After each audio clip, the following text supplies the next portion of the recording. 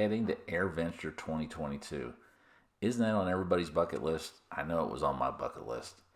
So turns out we had 6 planes leaving from our small airport west of Knoxville, 12 TN, 5 Bonanzas and 1 Cessna bringing up the rear. We headed north. Our agreed upon rendezvous was going to be Lansing Municipal, which is really a great airport just outside the Chicago Class Bravo. And we had a great lunch. Fuel prices were decent. And once we got around the lunch table, we all made our plans for the transit through the Chicago Skyway, or Airway. And we thought we'd try some formation flying, which in retrospect is a whole lot harder than it looks. So here we are lined up on the apron, fueled up, ready to go, and heading off.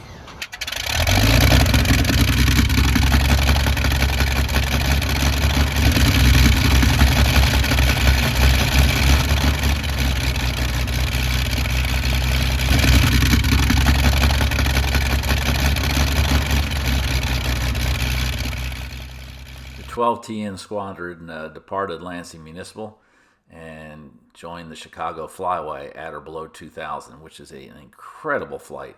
I would recommend it to anyone traveling that direction.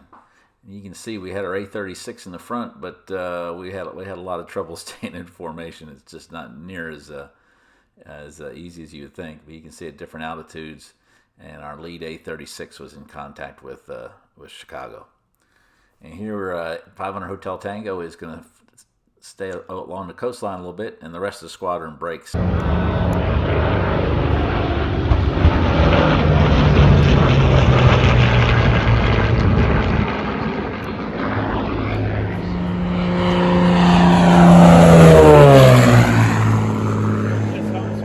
After struggling with a little bit of a crosswind and a misidentified power line at the end of the runway that didn't exist, the TN Squadron settled in and got tied down for the night. The tents came out, some small and humble, and some a little bit more of the luxurious variety for those people who have A36s, 2-room type. And we got to all gather up, enjoy the beautiful FBO that was at the end of the taxiway. And we all got to share some stories with each passing drink, getting just a little bit smarter and a little bit get a little more wisdom as the night got on. The next day finds the local ops taking off. Some of the folks from the show was staying at the local airport. Just a beautiful facility that it was. Here we have a picture of the squadron commander and the field commander and their beautiful wives, who were such gracious hosts, wonderful, wonderful hosts to our stay. Here's the party wagon. We all getting ready to pile in. The 12 TN Squadron heading to the first day of the air show. Just having fun. So much fun. It was just wonderful. The weather was perfect. We were there for Friday, Saturday, and left Sunday. Got in Thursday.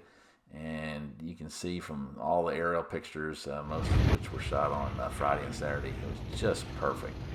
There's so much to see, so much to do. Until you've been there, you just can't appreciate the static displays, the flight displays. It's just incredible. We got, but the warbirds, man, I just love the warbirds. You can see that I have quite a bit of footage here of the warbirds warming up, and everybody's around watching them start up and listening to those big radials fire up in most cases, or the P-51s and those big Merlin Packard engines firing up. It's just an absolute treat.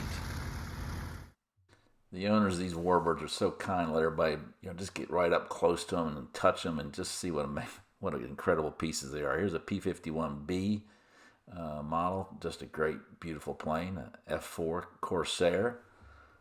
Static display. Here's, of course, everybody should recognize the T6 Texan.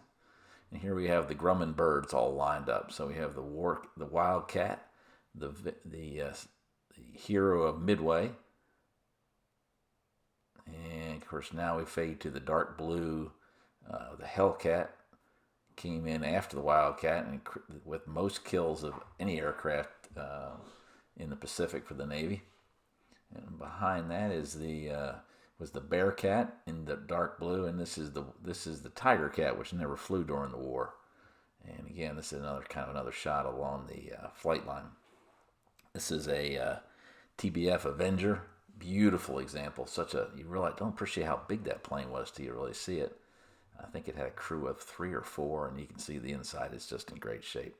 And here we have one of the very few examples of the ME-109 that are flying today. So many of them were built, but obviously very few of them left flying. Hey, we're here to have fun, so remember that. All right, the planes are getting ready for some air shows that happen in the afternoon, and again, we're all listening to everybody fire up, and it's fun. Here comes a low takeoff pass from a B-25 Mitchell. There's several of them there. They're just gorgeous. Those twin radials just have a unique sound that you just can't miss. The warbird's flying over in formation. There's that Bearcat I mentioned there. Bearcat or the Hellcat? I can't remember which one that one is there. Everybody flying in formation. Just beautiful. The static displays, the aerials, it's just a wonderful combination. Don't miss the static displays. You got all these guys that make this neat stuff, and you got modern planes, the old planes, historic planes.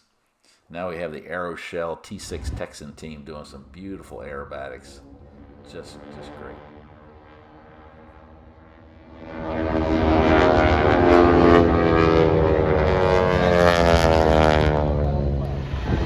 Cuban 83. Let's fly.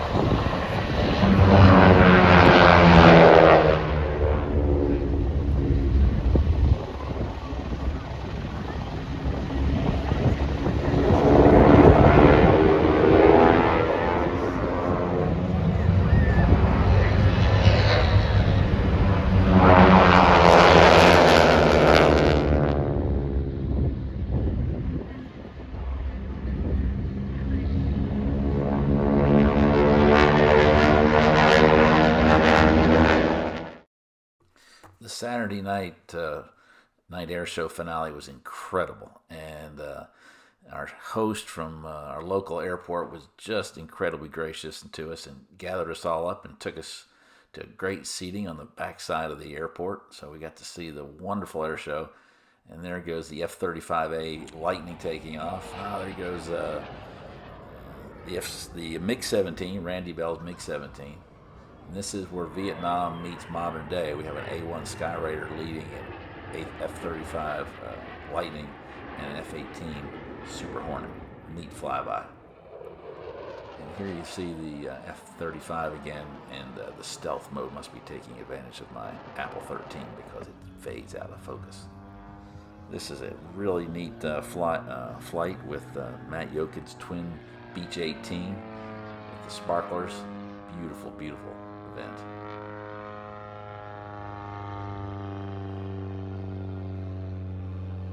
And the finale with fireworks and planes flying, shooting their own pyrotechnics. It was just incredible, and just shows the skill and the talent that these folks have.